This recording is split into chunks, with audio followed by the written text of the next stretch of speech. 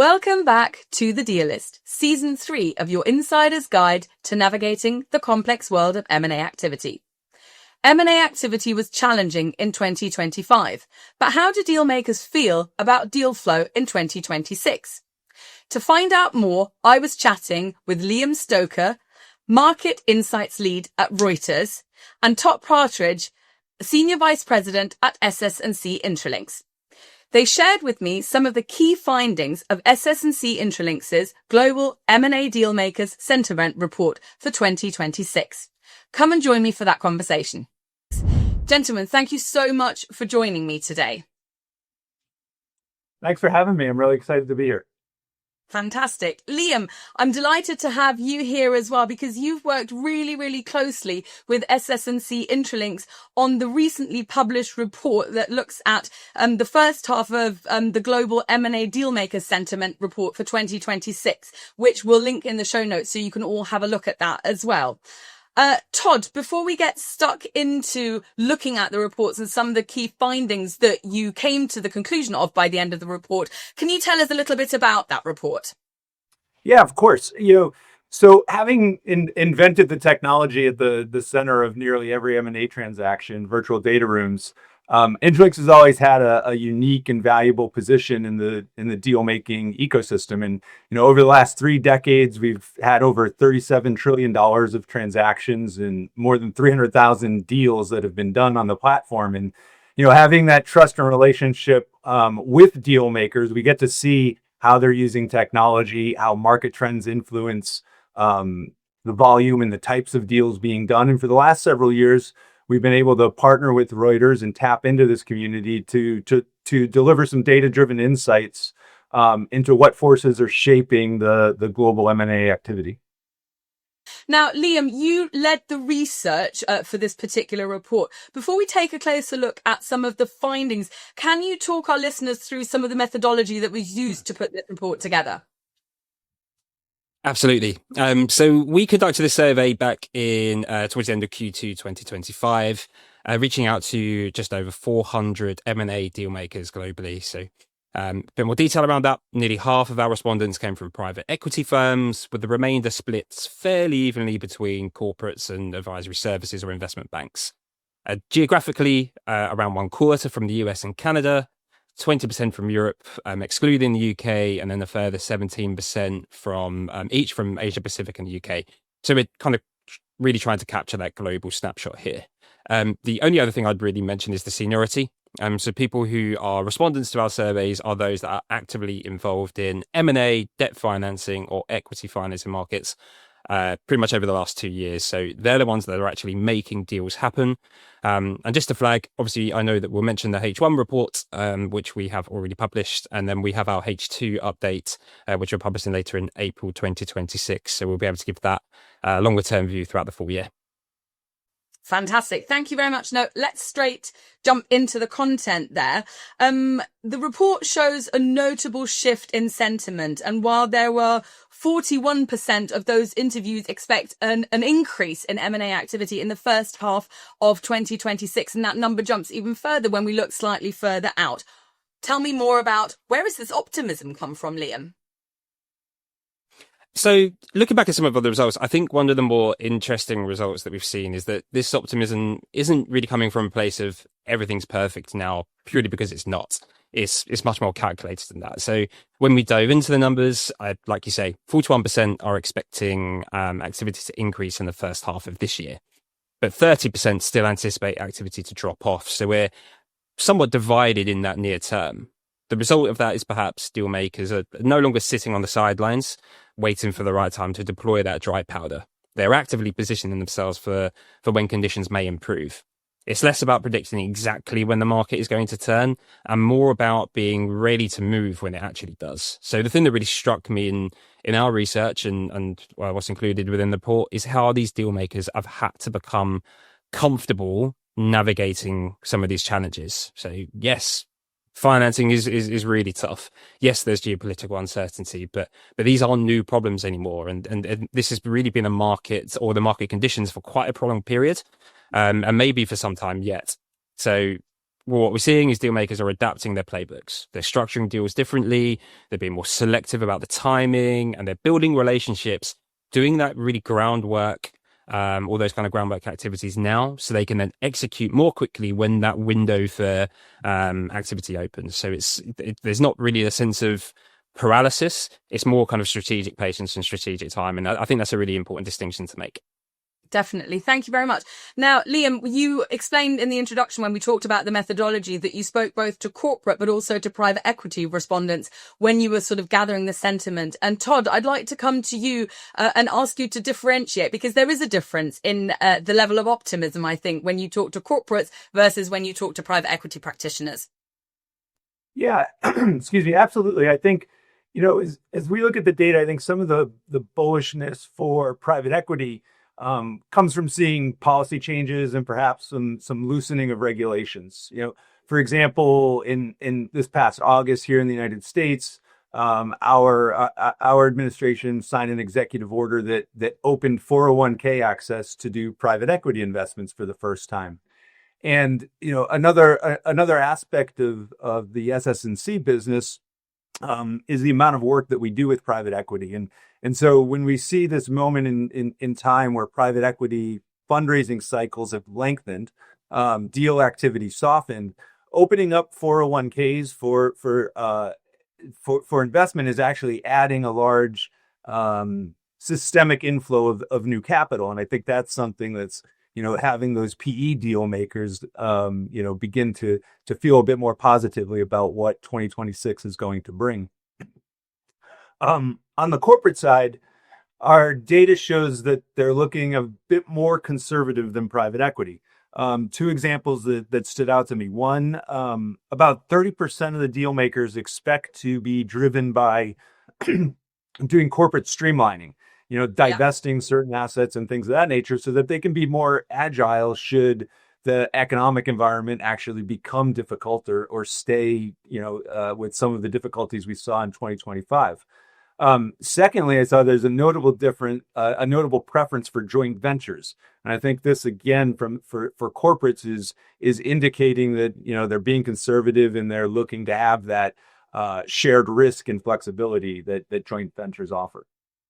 Okay, thank you very much. Now, as we go further into the report, what was really interesting was people's take on the financing environment. Because although you described an environment that is reasonably optimistic with deal makers saying, yes, there is hope that we will do more deals, they do recognize that the financing environment remains quite tricky. In fact, 52% expect financing conditions to become even more difficult over the next 12 months. And then this part I thought was really, really striking is that 43% of the respondents actually identify financing as the most difficult phase of the entire transaction, which is really interesting because sort of your gut feeling is that it must be the sort of negotiation, but it's actually getting the money on board to actually pay for those transactions. Liam, can you put a little bit of colour around those figures for me? Of course, and you're absolutely right there. And I think that's something that's really sunk in for deal makers now, but it's also something that's really come out from our research, right? So what we're seeing is those elevated interest rates that we've seen be quite proceeding, and the kind of cautious lending that we've also seen have essentially become more structural features of the market rather than something that deal makers are waiting to pass. One of the interesting developments, though, is how the market is actually responding to those challenges. So we've seen private credit really step in to fill those gaps that more traditional lending has kind of previously occupied. We're seeing PE firms in particular, almost half of those we surveyed, express serious interest in those private credit opportunities. And it's becoming a really legitimate alternative pathway, for better or worse, in terms of visibility. But I'd probably say that there's something of a ripple effect to this as well. So these financing challenges are perhaps reshaping how deals get structured and where DMAs are actually looking for opportunities. I know Todd just touched on that kind of slightly there, but essentially we get the impression that if you can't rely on the kind of cheap, really readily available debt financing, as you might have been able to do in years gone by, you need those stronger balance sheets. You need different deal structures with different risk profiles like joint ventures. And frankly, you need to be more selective about which sectors and which geographies you're really targeting. One thing that really came through clearly in the research, and we heard this from some of our interviewees as well, is that even with this private credit growing and this appetite for it really becoming quite substantial, there is no real substitute for syndicated loan markets functioning properly. So both sides of that particular coin need to be working properly and effectively for M&A to really thrive. Thank you very much, Liam. You gave a really nice insight into some of sort of the environment in which companies are trying to secure finance. You touched on, and I'm going to ask Todd to go in a little bit more detail, because the financing is tricky, but it's not as tricky for everyone. There are some players who are finding it a little bit easier than others to secure that funding to do those transactions. Todd, can you elaborate on that for me, please? Yeah, I think what was interesting to me in this was in what I think we interpreted as a split in expectations around inflation, and the fact that over 40% expect positive impacts on deal making, while more than a third of the respondents were anticipating negative consequences as a result of inflation. And I think that split suggests deal makers see inflation as a challenge and an opportunity, depending on the sector exposure and the strategic positioning that Liam talked about before. Being a bit more strategic in where these deal makers are targeting. I think in terms of who can benefit with the things we're seeing around financing and inflation could drive consolidation opportunities, right? And with that's certainly going to benefit acquirers who have the stronger balance sheets. At the same time, as we talk to different deal makers, and again, we're always kind of trying to tap into what the feeling is about overall deal flow. And we see that inflation could actually create valuation challenges. And if we do see that, then that's something that could materially slow down deals. So again, I think as people look at how they're going to secure financing, which has become difficult, they're really looking to make sure that they have their strategies in line with the assets that they're after. Okay, thank you very much. Now, when Liam was talking about the methodology, you made it really, really nice and clear that this was a global report and that you spoke to people all around the world. And so it was interesting to see that actually this optimism that there is fundamentally, it's stronger in some places and weaker in some. North America stands out as having much more of a mixed outlook than, say, Europe, Asia, and specifically China. Todd, can you talk to us a little bit about where you see this geographic sort of calibration coming from and why we see the sense of optimism being stronger in Europe, in Asia, and China as well? Yeah, for sure. This is the first time in the last 2 or 3 years that we've been doing this specific research that we've seen EMEA eclipse North America as the favored region for deal making and deal flow. In Europe, the deal makers we spoke with, now view Europe as a haven from a lot of the policy uncertainty and the volatility that's currently been plaguing the U.S. market for much of 2025. It's worth noting, I think, that probably not a coincidence, but we saw some validating data from some additional research that we produced with Reuters called the LP survey. So at the end of last year, we released our annual LP survey where we've gone out and we surveyed nearly 300 investors, asset managers, family offices, pension funds, sovereign wealth managers, and the like. And the response from that cohort indicated a strong pivot to Europe as well in 2026. So I think across the board, deal makers and folks are all kind of shying away from a lot of the uncertainty that exists in North America and the United States right now. And I think that's creating a lot of potential for Europe next year. Okay. Liam, let me bring you in on this one. Talk to me a little bit more about that uncertainty and how that then translates into M&A activity in other parts of the world. Yes, so it's really quite the shift when you look at the numbers, and having worked across previous iterations of this report as well, like Todd suggests, to see Europe and EMEA really eclipse North America has been quite an interesting point. So Europe, kind of excluding the UK, came out with a positive kind of 3% net favorability score for the first half of 2026, and the UK kind of had a similar kind of result. So compare that to North America. That region actually came out really flat and at kind of 0%. So like I said, compared to previous iterations of this report, it's a really distinct change. A lot of it comes down to uncertainty, as Todd suggested. Like I would probably say one caveat: we did conduct the survey in Q2 of 2025.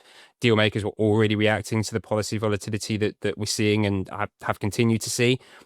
Tariff threats, ever-changing trade environment, and like again, like Todd suggested, just the general unpredictability around the regulatory landscape. So has that changed in the months since with all the recent relative turbulence? That may be interesting to see if we were to do the survey again this month or in the coming months. So Europe, by contrast, is, or at least was in the middle of 2025, being seen as something of this kind of safe harbor.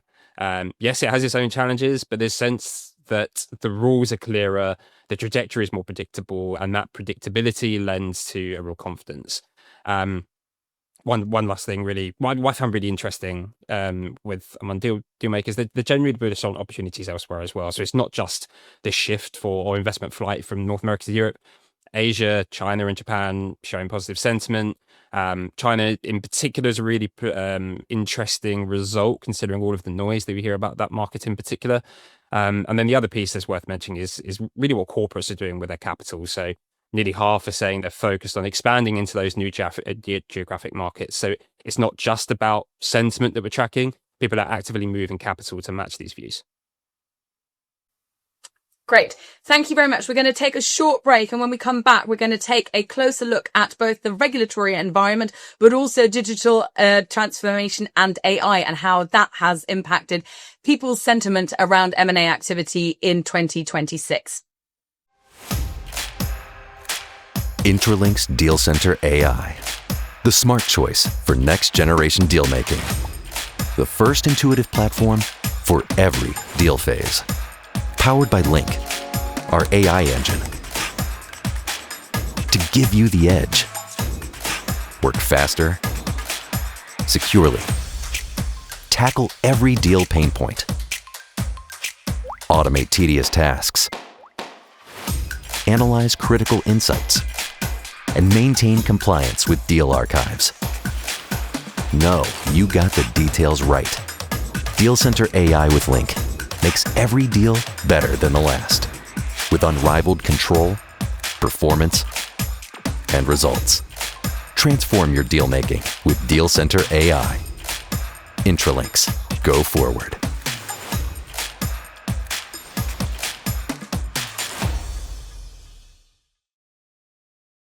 Thank you very much for coming back. Now, later in this season of the Dealist, we're going to take a really, really deep dive into the regulatory environment and how that specifically impacts cross-border M&A activity. However, I wanted to touch on it briefly already now because the report showed some really interesting findings around the regulatory environment and how that impacts M&A activity.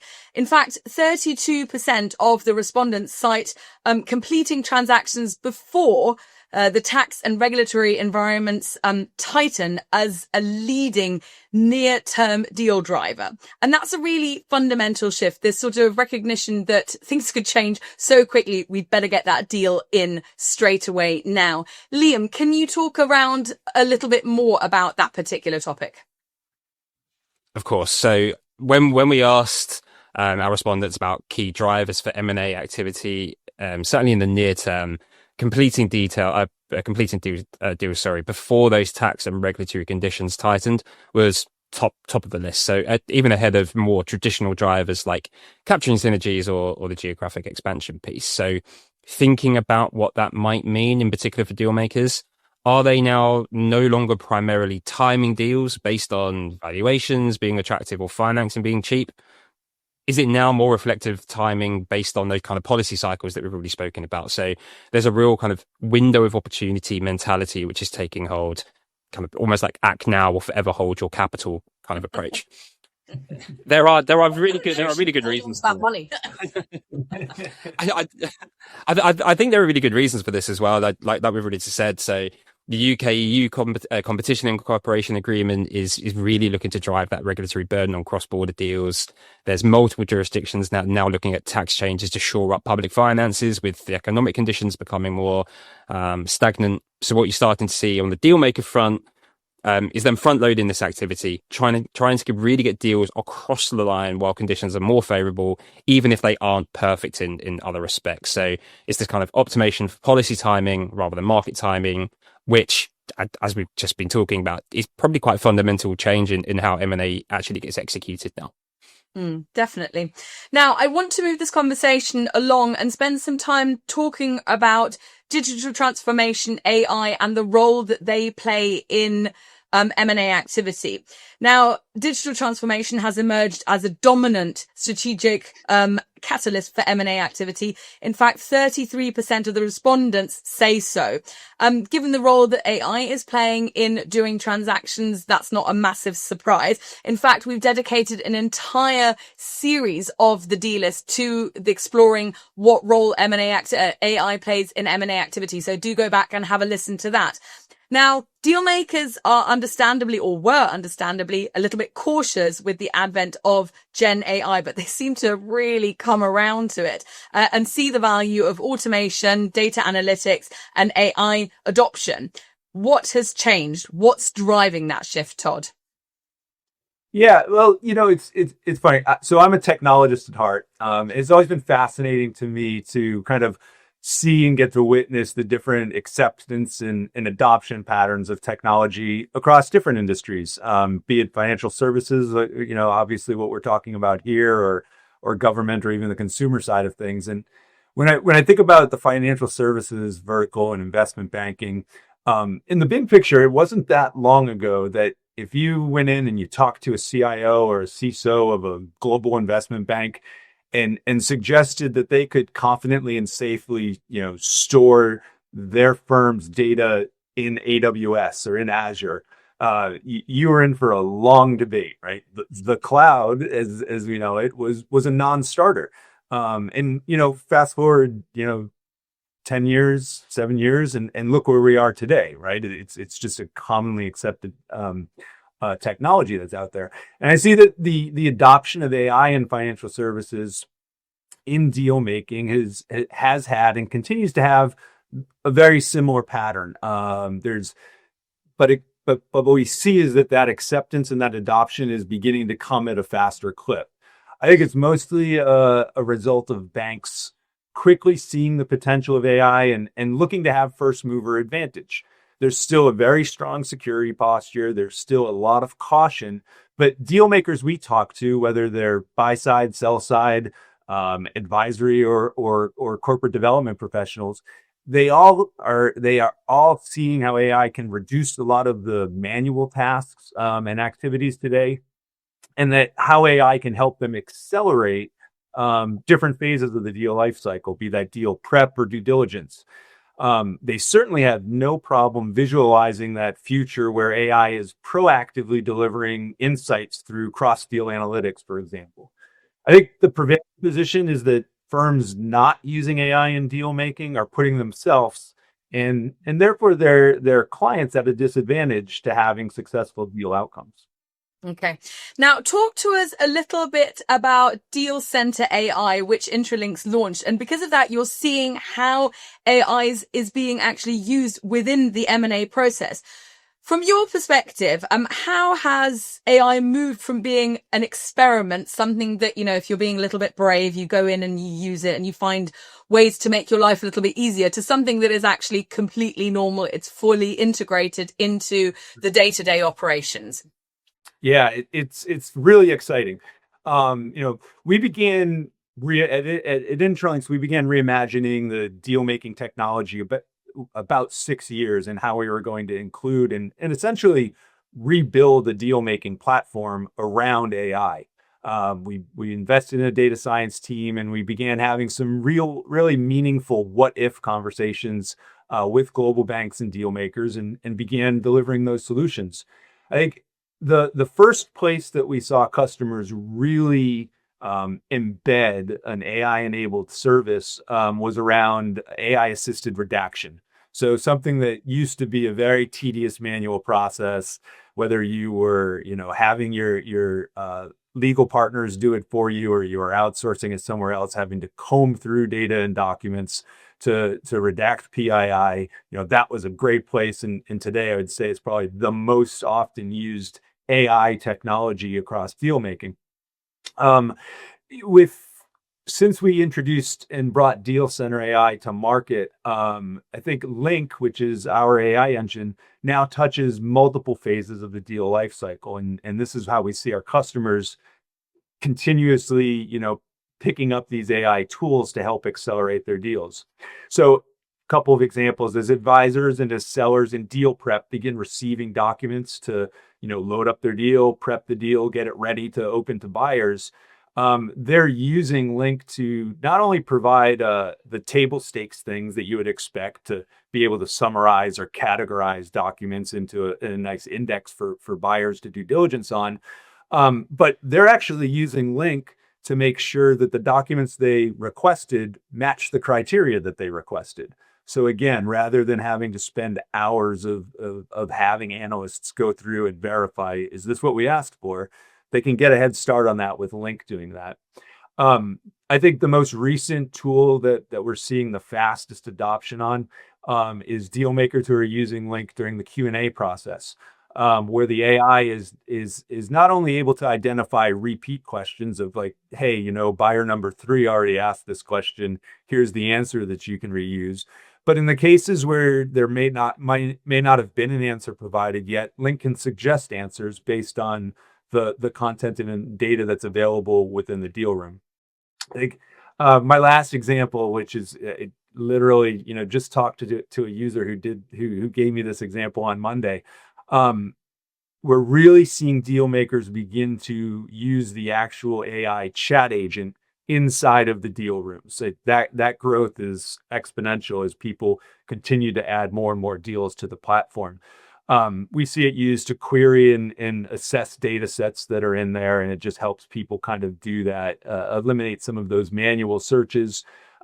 We've seen the Link chat agent actually do a DCF valuation of a target company based on the financial documents that are in the deal room. But the example that stood out to me from this user I spoke to on Monday was about translation. And it's not just the simple translation of, hey, I've got this document in German and I need to translate it to English. What this deal maker had was they had a deal they're working on. The majority of the content in that deal room was in English, but they had a buyer who was a native Hebrew speaker. And that buyer was interacting with Link in Hebrew and querying English documents in real time. And I think those are really the exciting use cases about how AI is changing deal making. Thanks, Todd. I loved all those practical examples and sort of insights into how people are actually using that technology. We know from our listeners that they really like those anecdotes. So thank you very much for sharing that. Liam, let me bring you back into the conversation as well and ask you to give a little bit more colour around the conversation of AI and digital transformation and what the respondents to your survey told you about how they feel about these two pieces of technology. I think looking through some of the survey results that we really received, one of the most remarkable findings was just the speed of adoption and how it's really accelerated, comparing last year's survey results to 2024 surveys results to 2025 and beyond. So when we look at the kind of integration numbers, 40% are saying that AI tools are fully integrated across most deal stages now. Another 41% say they're partially integrated in some of those select stages. A real small cohort of our respondents, so just 17% are still at the pilot or the experimental phases. So we've now moved kind of well beyond that testing and into actual operational deployment in really just a very short time indeed. So kind of, as you can imagine, AI and enterprise adoption of AI is a real considerable area of research for us at Reuters Professional. We see similar stories across the economy, and that's really come out in a lot of our research so far. Probably not as an accelerated adoption as we've seen in the kind of deal maker sector. I would say what's really interesting here is the strategic dimension to it as well. So it's not just about making existing processes faster. No, that's certainly helping with things like due diligence and document review that Todd's just spoke on. But organizations are actually pushing acquisitions specifically to acquire those kind of capabilities that are going to be critical going forward. They need to buy their way into this kind of digital transformation, because building from scratch is very long, very capital intensive, and a bit unpredictable as well. On the tool side, deal makers are being as savvy and as sophisticated as you'd probably expect. So they're showing a real strong preference for really finance specific AI products like Deal Center, rather than just taking general purpose tools off the shelf. When we asked what's really delivering the most value from from those AI tools, it was those industry specific applications which came out on top. And it's those kind of applications that seem to be having the biggest impacts on areas such as valuation and deal structuring. I think around 1/3 of our respondents cited that, followed by areas such as due diligence and risk assessment. So it's touching really every phase of the deal cycle, and we're seeing this rule steer towards those really hyper-targeted tools that touch those. Now let's drive this conversation forward and spend some time talking specifically about the private equity industry.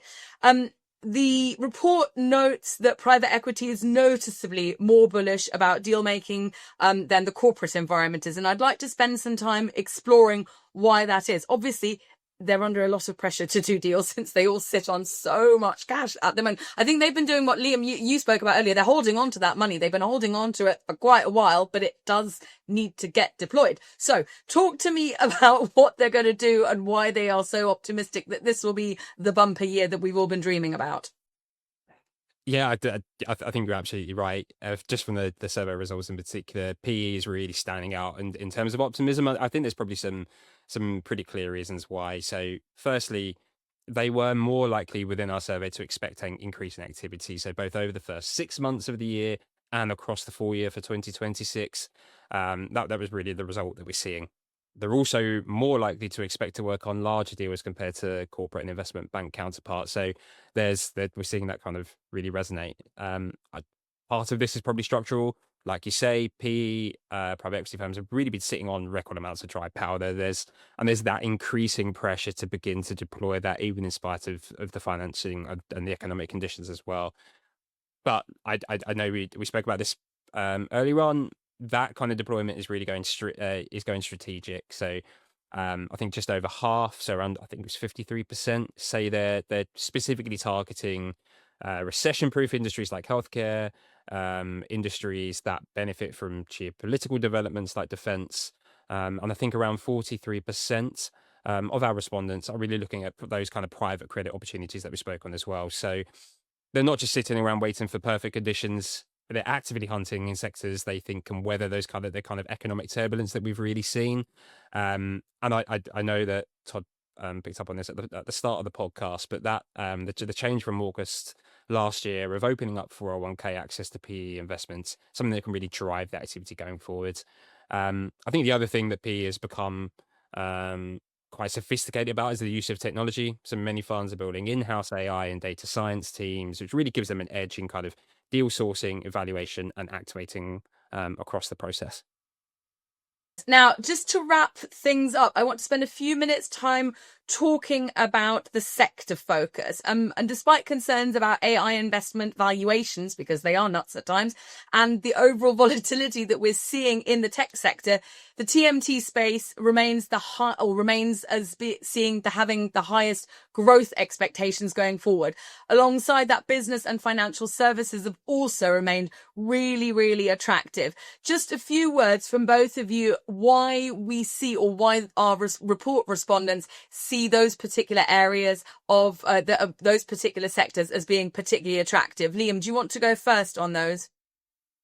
Sure. I mean, it's a really fascinating dynamic, right? So despite all this talk about this kind of AI bubble, which is almost just waiting to burst, and another volatility within the tech sector, when we actually looked at the survey responses, TMT came in as one of the most favorable sectors for deployment within the first half of the year. I think it was second only to business and financial services, which was around the kind of positive 8% mark. So one thing I would say here is that this is in the kind of longer term. So yes, there may be legitimate concerns around near-term profitability in the tech sector. There's concerns around the bubble. Valuations, like you say, can seem really, really stretched at times. But one thing that is really indicated by our respondents is that deal makers are looking through that kind of short-term noise and looking at the longer-term opportunity. The reality from across the economy is that digital transformation is no longer optional. It's an existential threat and an existential opportunity for businesses. So whether you're in financial services, healthcare, manufacturing, whatever sector, you really need those kind of tech capabilities to compete now. So even if we do hit some bumps in the road, the kind of fundamental growth thesis for tech really remains intact on deal makers today. And that view seems to be really supported that the current conditions might actually create some entry opportunities for more well-structured transactions. So even if those valuations come down a bit from the peaks that we've seen, that's not necessarily a bad thing for deal makers looking to get in on the action. Fantastic. Thank you very much. Todd, can you just sort of add your 2 cents to that particular conversation as well? Yeah, I mean, I think if I'm honest, Liam covered off, a lot of the same feelings and thoughts that I had from looking at this data. I kind of touched on this before when I was talking about the technology and AI technology and deal making, and I think it holds true again across any industry, is that it's the AI tech landscape is one that is quite literally touching every vertical and every aspect of the business world, and I think every business, every industry out there is able to see the potential and opportunity, and I think that's obviously what's driving investors to want to make sure that they're not missing out on this boom. I think at the same time, there's certainly that. Let's say there's some thoughts out there about the AI bubble and what's going to happen there. I think that is going to allow or provide an opportunity for people to kind of hedge against AI. I kind of, as I saw the breakdown of from the survey of where we thought different industries and were going to have the highest and lowest growth. One thing I expected to see as it relates to the continued investment in AI technology and the continued, view of an AI bubble, I expected to perhaps see construction in that type of area actually have a little bit of growth. If for no other reason than all of the conversation and investment being made in building data centers, in building the energy and power plant that's going to be needed to power these data centers, right? There's that whole drawdown effect from just being able to sustain AI and implement AI regardless of the industry that it's being put in. There's a whole halo effect going on around that. And I kind of expected to see some things go there, but the data indicates otherwise. Okay. It'll be interesting to come back to this and explore it a little bit more in the future. Now, to wrap up, I found the conclusion of your report incredibly telling. And in it, you say the question is no longer whether conditions will improve, but whether we've positioned ourselves to take advantage when they do.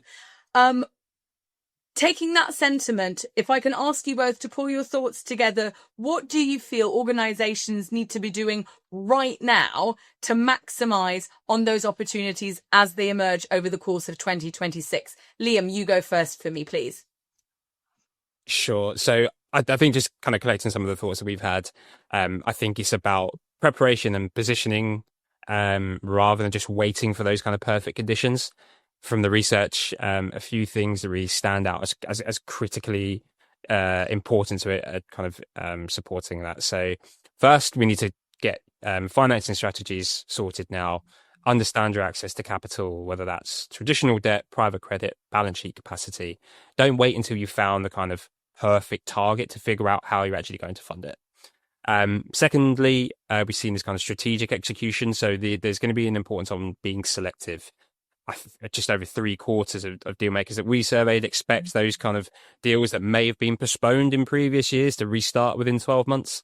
There's going to be a wave of activity when kind of conditions become more conducive to deal making.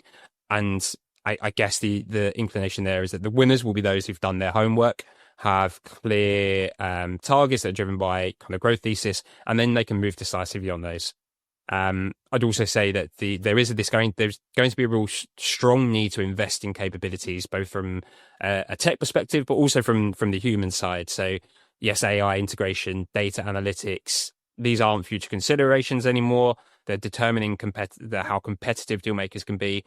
But equally on the talent side, you need the teams that can actually navigate the complexity of that, understand more of the fundamental complexities within deal making, such as cross-border regulatory landscapes. And then they can obviously impact that by having creative deals or being able to structure those creative deals in what is a tough environment.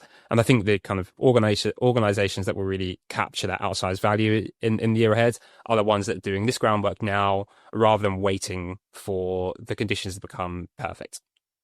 Perfect. That would be lovely. Perfect conditions. I think we'd all love those, but clearly they're not. And the things that you've outlined, I think will set people up very, very nicely to make the most of the opportunities as they present themselves. Todd, can I have some final thoughts from your side, please?